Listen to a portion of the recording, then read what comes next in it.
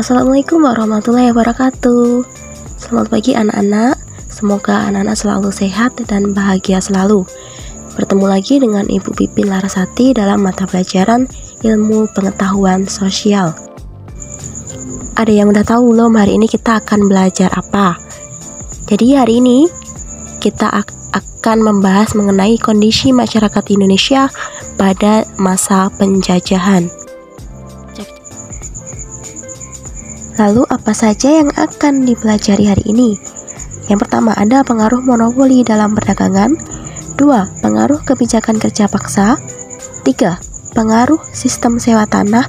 Dan keempat, pengaruh sistem tanam paksa. Baik, mari kita bahas submateri yang pertama, yaitu mengenai pengaruh monopoli dalam perdagangan. Dalam submateri ini ada beberapa hal yang akan dibahas. Yang pertama, siapa yang melakukan monopoli perdagangan? 2. Bagaimana bentuk monopoli perdagangan? Dan yang ketiga, mengapa bisa terjadi monopoli perdagangan? Jadi, VOC atau Verenigde Oost-Indische Compagnie, sebuah kongsi dagang Belanda itu mendapat hak oktroy atau hak istimewa dari pemerintah Belanda. Ada 5 hak istimewa yang didapat. Yang pertama, hak mencetak uang. Yang kedua, hak memiliki angkatan perang. Yang ketiga, hak memerintah daerah yang diduduki. Yang keempat, hak melakukan perjanjian dengan raja. Dan yang kelima, yang terakhir, hak untuk memonopoli rempah-rempah.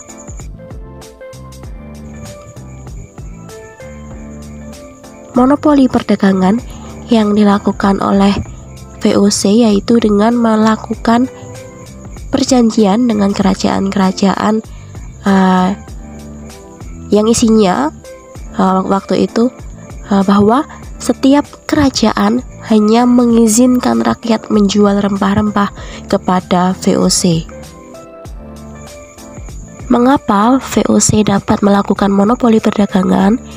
Jadi, VOC dapat melakukan monopoli perdagangan dengan memaksa kerajaan untuk melakukan kontrak monopoli dengan berbagai cara. Salah satunya yaitu politik adu domba atau yang biasa dikenal divide et impera. Adanya monopoli dalam perdagangan ini menimbulkan dampak yang luar biasa. Contohnya yang pertama, rakyat hanya dapat menjual hasil bumi atau rempah-rempah kepada VOC. Yang kedua, VOC membeli hasil bumi atau rempah-rempah dari petani masyarakat dengan harga yang rendah atau murah, sehingga jelas sekali sangat merugikan para petani tersebut.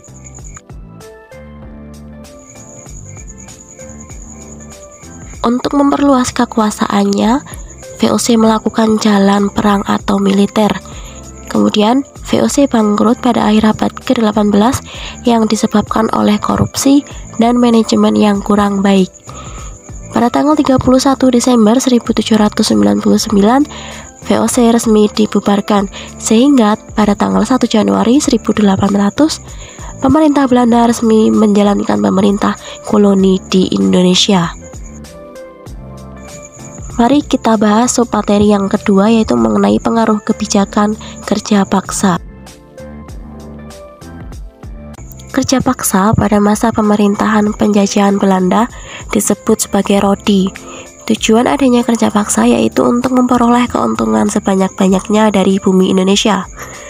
Rakyat diminta untuk bekerja tanpa fasilitas gaji ataupun makanan yang cukup. Ada beberapa sektor dalam kerja paksa, yaitu seperti perkebunan, pertambangan, dan pembangunan infrastruktur. Salah satu bukti atau hasil dari adanya kebijakan kerja paksa yaitu dibangunnya Jalan Raya Pos Anyer Panarukan di Pulau Jawa yang membentang sekitar 1000 km dari Anyer di Banten sampai dengan Panarukan di Jawa Timur. Jalan raya tersebut dibangun di saat kepemimpinan Herman Willem Daendels. Pembangunan jalan raya ini tidak serta-merta tanpa tujuan, karena Ada beberapa tujuan, yaitu sebagai upaya dalam pertahanan militer, dan yang kedua sebagai penghubung kota-kota penting di Pulau Jawa. Dampak kerja paksa ada beberapa, yaitu yang pertama rakyat menderita, yang kedua rakyat banyak yang kelaparan, menderita penyakit, dan berakhir meninggal dunia. Kemudian materi yang ketiga yaitu mengenai pengaruh sistem sewa tanah. Pada saat terjadi perang antara Perancis dengan Belanda, Raja William yang kelima dari Belanda kemudian melarikan diri ke Inggris. Raja William kelima kemudian mengeluarkan maklumat yang isinya memerintahkan kepada pejabat jajahan Belanda untuk menyerahkan wilayahnya kepada Inggris dengan tujuan agar wilayah jajahan Belanda tidak jatuh ke tangan Perancis. Kemudian dimulailah kekuasaan Inggris di Indonesia. Kekuasaan Inggris di Indonesia dipimpin oleh Letnan Gubernur Thomas Stamford Raffles. Salah satu kebijakan Raffles adalah sistem sewa tanah atau land rent system. Ada beberapa ketentuan dalam sistem sewa tanah. Yang pertama, petani harus menyewa tanah meskipun tanah tersebut milik sendiri. Yang kedua, harga sewa tanah tergantung kepada kondisi kesuburan tanah tersebut. Yang ketiga, pembayaran sewa tanah dilakukan dengan uang tunai. Dan yang keempat, bagi yang tidak memiliki tanah akan dikenakan pajak kepala. Peraturan ini memang terasa aneh karena pemilik tanah harus menyewa tanah miliknya sendiri. Hal ini dikarenakan Raffles menggunakan teori domain yang beranggapan bahwa tanah yang dimiliki petani adalah tanah raja yang secara otomatis dikuasai oleh pemerintah Inggris. Pelaksanaan sistem sewa tanah ini mengalami banyak kendala sehingga sering dianggap sebagai sistem yang gagal. Berikut ini beberapa alasan dari kegagalan sistem sewa tanah. Yang pertama, sulit untuk menentukan besaran pajak. 2. Sulit untuk menentukan luas dan tingkat kesuburan tanah. 3. Keterbatasan jumlah pegawai. Dan yang keempat, masyarakat desa belum mengenal sistem uang.